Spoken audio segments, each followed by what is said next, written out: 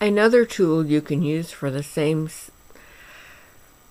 activity is a nail art tool.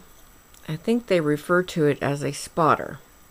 But as you can tell, it's just a slightly flame-pointed stylus that is very small.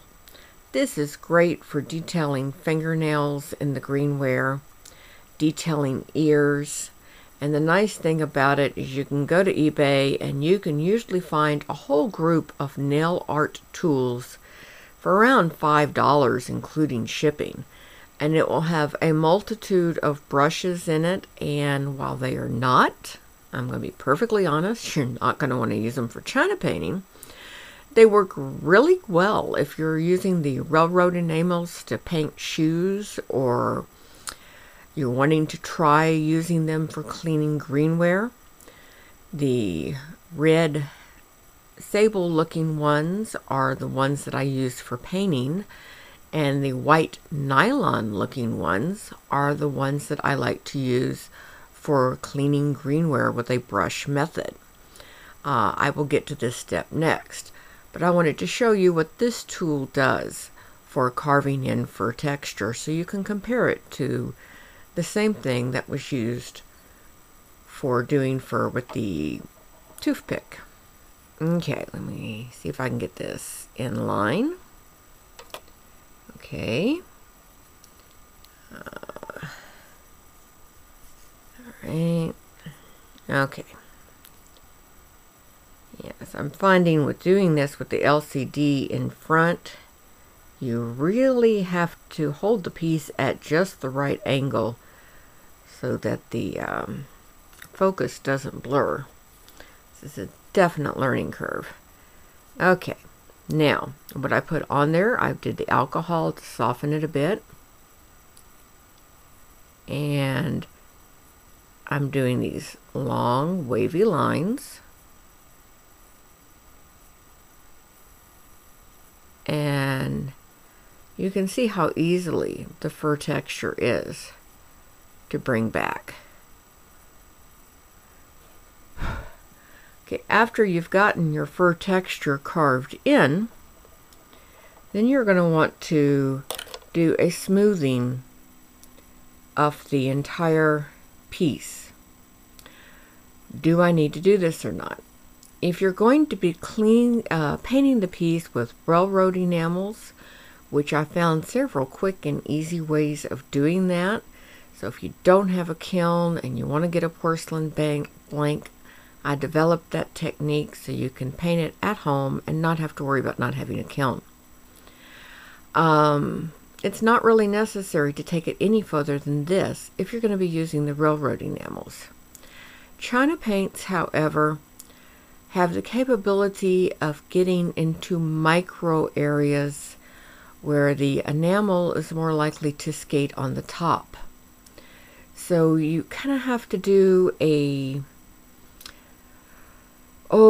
gentle smoothing of the texture. But at the same time, you don't want to take off any of this detail. So what are you going to do about that? As I was telling you earlier, I like the nail art brushes. And this is nylon. And it will say on the side of the brush what the hair is out of. This is nylon. Now, as you can imagine, the brush didn't come looking like this. This is after using it for probably 6 months to do this dry cleaning on the Greenware as a final polishing method. And as you can tell, you might not think of porcelain Greenware as being that abrasive of a material, but if you look, see what it's done to this brush. But because what you're using the brush for, this gentle abrasion and softening of the edges of the brush actually works in your favor. So this is not a brush to throw away. This brush is what you're looking for. All right, here we go. Okay, now, I'm not putting tons of pressure.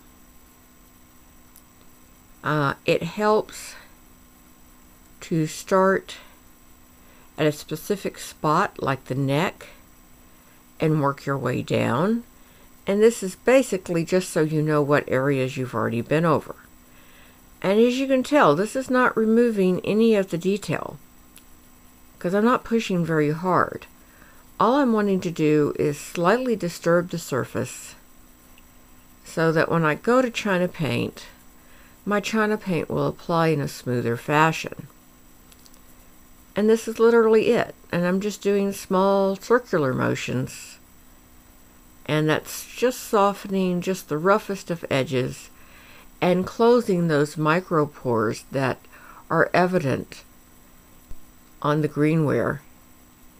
And that once you've fired it to bisque, the paint will settle in if you don't do something about it now. So when you're doing cheeks on a doll and you've applied the blush and you've wiped it off and you find that you've got a slightly spotted effect, that is those micro areas that were not adequately sealed in the cleaning process. I like the brush for ears, nostrils, and any area that's highly textured like molded fur and shoes, etc. But if it was a smooth area, I have other techniques for that. So let me stop, see if I just can't find an arm or a leg around here somewhere that's not doing anything. And I'll see if I can't co-opt it into showing you some methods for cleaning smooth, rounded areas, like cheeks, etc., that you don't want to